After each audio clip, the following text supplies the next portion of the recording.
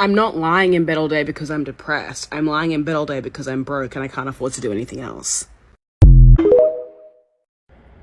G'day viewers, this whole cost of living thing has now gone too far. It's $3.50 for a Bunnings snag.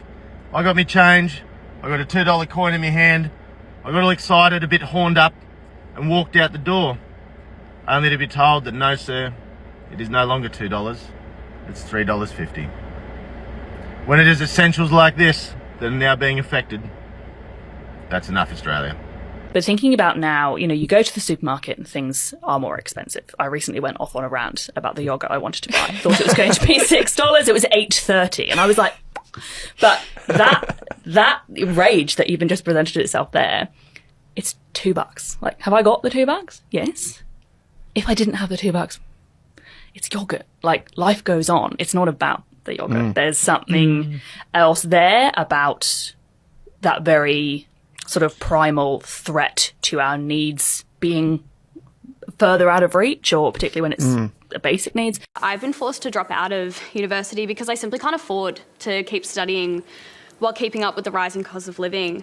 I've been forced into a position of putting my education on hold because I need to work full-time to support myself. My bills continue to rise. Owning a home just seems like a pipe dream, and it doesn't look like it's going to get any better. What would you say to me and other young people in my position, and why must I decide between getting an education and putting food on the table? This is for the parents of older kids, like 8-year-olds plus, and I mean this in the sincerest way. Are you guys okay? Yes, this is another supermarket rant, because the supermarket has become my most despised place on earth. It surpasses play centres and the gyno, and that is absolutely saying something.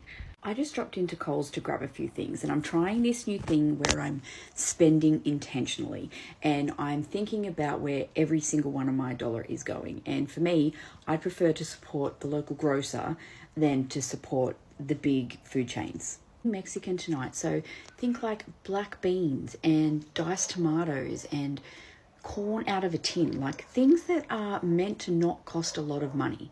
And I walked out of there spending $82, and I came out of there with one meal.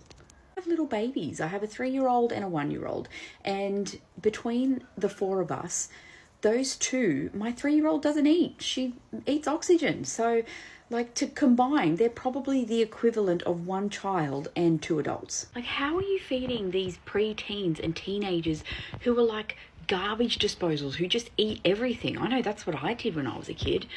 Like, at this point, I'm sitting in my car. That's how furious I am. And at this point, I just feel like they're just taking the piss. Have a guess how much it costs now to live in Australia each month. Well, the cost of living is right up here. For an individual, $4,030 per month, and for a family of 4, it's $7,381 per month. And this is all your general expenses added up. So rent or a mortgage payment, food, water, electricity, gas, insurances, everything like that. And that's just how much you need to get by. And the reason for this spike and why everything's more expensive now is because inflation rose to 7.8% in the last year, whereas wages were only risen by 3%, and the cash rate raised to about 3.6%, pushing up everyone's mortgage payments. In my opinion, the reason for all this was due to COVID, and then the response of the government in COVID to flood a lot of money and print a lot of money to stimulate the economy, but then it's pushed it up a little bit too much now. Was it a right or wrong decision? I don't know, but that now we're seeing things really freaking expensive.